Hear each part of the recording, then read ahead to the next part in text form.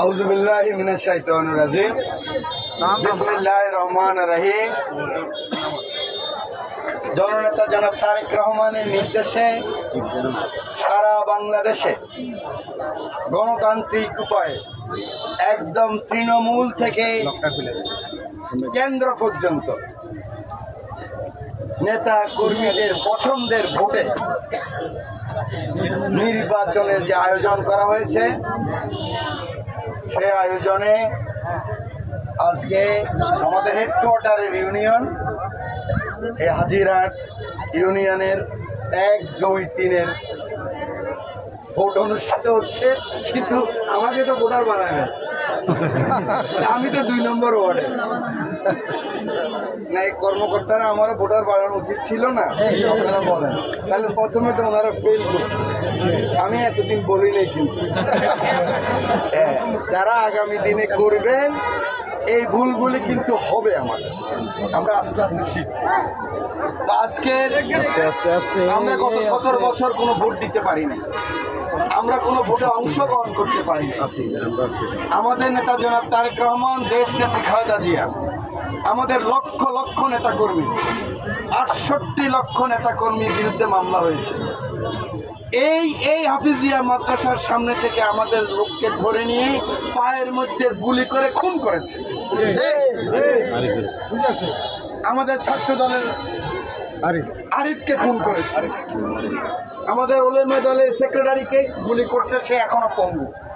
থানার পুলিশ, চিন্তা করতে পারেন, একটা ঢাকার পুলিশ হলে তো একটা কথা ছিল, আর্মি হলে এক কথা ছিল, র্যাব হলে এক কথা ছিল।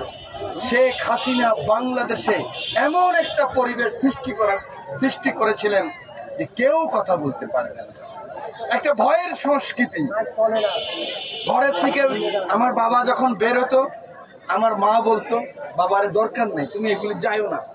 একটা ইয়াং ছেলে যার জন্মই হচ্ছে, সে অন্যায়ের বিরুদ্ধে কথা বলবে, শাসকের বিরুদ্ধে কথা বলবে, শোষণের বিরুদ্ধে কথা বলবে।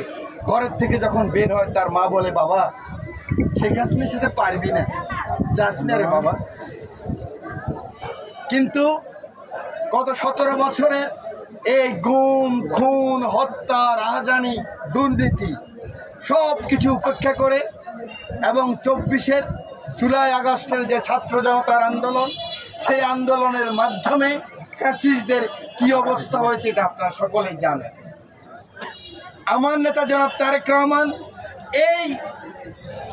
এই জনগণের ক্ষমতা, এই যে ভোটের অধিকার, সেই অধিকার ফেরত দেওয়ার জন্য উনি প্রথমেই বললেন, দলের মধ্যে যদি গণতন্ত্র না থাকে তাহলে রাষ্ট্রের কিসের গণতন্ত্র? ভাই আমি পারি না, হাত দিয়ে ধরে রাখি, এটা আমার দিলে হয় না। ধরো তোমরা, ঠিক আছে, দলের মধ্যে যদি গণতন্ত্র না থাকে, আমরা দলের মধ্যে গণতন্ত্র নাই, তাহলে রাষ্ট্রের কি গণতন্ত্র চাচ্ছে? সেই কারণে আমার নেতা তারেক রহমানের বক্তব্য হলো, একদম তৃণমূল থেকে নির্বাচনের মাধ্যমে, জাতীয় নির্বাচন যেভাবে হয় মানে হাসিনার নির্বাচন না, ফ্রি, ফেয়ার, ক্রেডিবল। নিজের ভাইও জানতে পারবে না আমি ভোট কাকে দেব, তার ইচ্ছা। এই যে আমি আমার মাকে জিজ্ঞাসা করলাম, আপনাকে কেউ কিছু বলছে? বলে না, আগে বলছে, এখানে কেউ কিছু বলে না। এটাই তো, আগে তো পার্শ্ব করবেই, বাড়ি যাবে, বলবে, তার কথা সে বলবে। সেই আপনাদের ক্ষমতা আপনাদেরকে ফেরত দেওয়ার জন্য জননেতা তারেক রহমান এটার আয়োজন করছেন। আমি বিশ্বাস করি, আমি জানি এটা আমরা সঠিকভাবে 100% সঠিকভাবে করতে পারিনি, কারণ আমাদের তো কোনো অভিজ্ঞতা নাই। একটা নির্বাচন পরিচালনা করার জন্য জানেন, ওই ঢাকার নির্বাচন কমিশনার থেকে আরম্ভ করে হাজার হাজার ওদের কর্মকর্তা কর্মচারী আছে, কিন্তু আমাদের কারোই অভিজ্ঞতা নাই। কিন্তু আমরা শুরু করেছি। যদি 70%, 80% ঠিক হয়, আমি কথা দিয়ে গেলাম আপনাদেরকে, ইনশাল্লাহ ওই 2 বছরের মাথায় আমি যদি জীবিত নাও থাকি, দেখবেন যে ঠিক টাইমে আপনার ভোট হয়ে যাচ্ছে।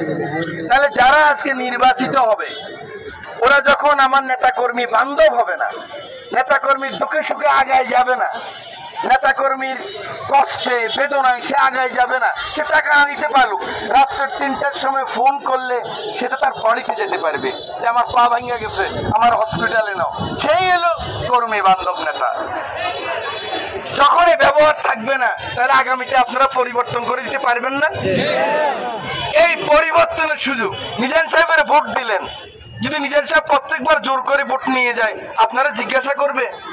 ওই যে আমাদের কাডা এমপি বলেন, মাঝখানের এমপি বলেন, পিছনের এমপি বলেন, পাবলিকের জিজ্ঞাসা করছে? আমি তো আপনাদেরকে দেখলেই ভয় পাই। বিশ্বাস করেন ভাই, একটু যদি কেউ দেখি মুখ কালো, আমি বলে আরে ভাই এই লোকের মুখ কালো, এই লোক তো আমার যদি ভোটটা দেয় সবাই আসেন আসেন এদিকে আসেন এদিকে আসেন। এটা আমি 27 বছর করতেছি ভাই, এখন আমি টায়ার্ড হয়ে গেছি, ক্লান্ত হয়ে গেছি। 17 বছর বিরোধী দল করতে করতে বিশ্বাস করেন এখন আর পারিও না অনেক সময়।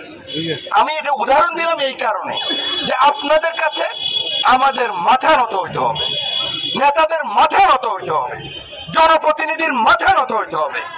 মেম্বার, চেয়ারম্যান, এমপি, রাষ্ট্রপ্রধান, প্রধানমন্ত্রী আপনাকে অ্যাকনলেজ করতে হবে যে আপনি সকল ক্ষমতার উৎস। সেই কারণে আমার নেতা তারেক রহমান এই নির্বাচনের আয়োজন করছেন। প্রিয় ভাইরা, আমার বোনেরা, আমি কথা আর দীর্ঘায়িত করব না। আমাদের যাত্রা শুরু হয়েছে, গণতন্ত্রের যাত্রা। এই যাত্রা আর কেউ রুখতে পারবে না। যত ষড়যন্ত্র হোক, দেশীয় বিদেশি যত ষড়যন্ত্র হোক, এই আমাদের যাত্রা আর কেউ রুখতে পারবে না। এই দেশের মানুষ আর কোন স্বৈরাচারকে গ্রহণ করবে না, সেটা আমি হই অন্য কেউ হোক। সেই জন্য আমার নেতা তারেক রহমান যে নতুন বাংলাদেশের স্বপ্ন দেখে, দেখেন সেদিন পরশুদিন বলছে বাংলাদেশে 80% কৃষক, উনি বলছে কৃষকদেরকে ফার্মার্স কার্ড দেওয়া হবে। ওই যে আপনার জন্য গম আসে, বীজ আসে, ইচ্ছে হলে দেয় ইচ্ছে হলে দেয় না, এরকম না?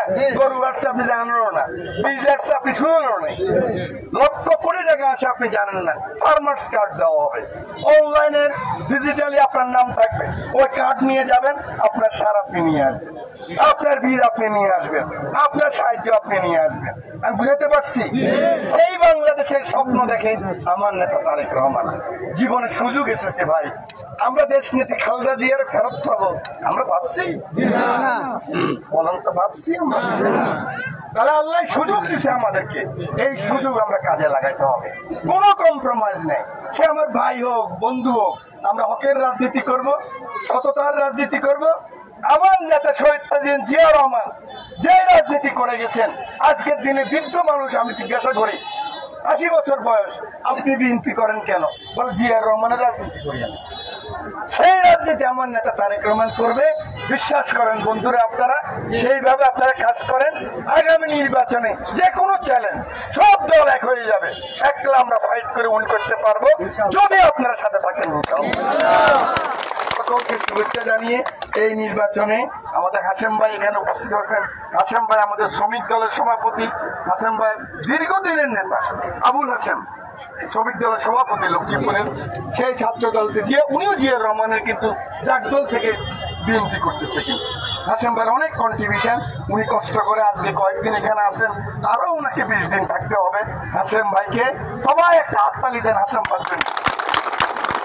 এখানে আমাদের প্রিসাইডিং অফিসার আছে আমাদের অ্যাডভোকেট জামাল, দেখেন ঢাকায় তার অনেক কাজ, সে ভাই হাইকোর্টে প্র্যাকটিস করে, সে জজ কোর্টে প্র্যাকটিস করে, আমাদের মামলা মোকদ্দমায় প্রত্যেকদিন পিছনে দাঁড়িয়েছিল গত 15 বছর। আপনারা জামালের জন্য দোয়া করবেন। আমাদের স্টেম প্রিসাইডিং, আমাদের নির্বাচন পরিচালনা যারা আছেন, বিশেষ করে আমার বিএনপি যারা নেতৃবৃন্দ, এখানে গোলাম কাদের আছেন, এখানে নুরুল চৌধুরী আছেন, এখানে দিদার হোসেন আছেন, আপনাদের মহিলা ভাইস চেয়ারম্যান মহোদয় আছেন, সকলে এবং আপনারা স্বেচ্ছাসেবকরা, আমাদের ইউনিয়নের সমন্বয়করা, ওয়ার্ডের সমন্বয়করা, সকলে আপনারা কষ্ট করে যে কোনো চ্যালেঞ্জ মোকাবেলা করে নিজেরা কোনো ঝগড়া করবেন না।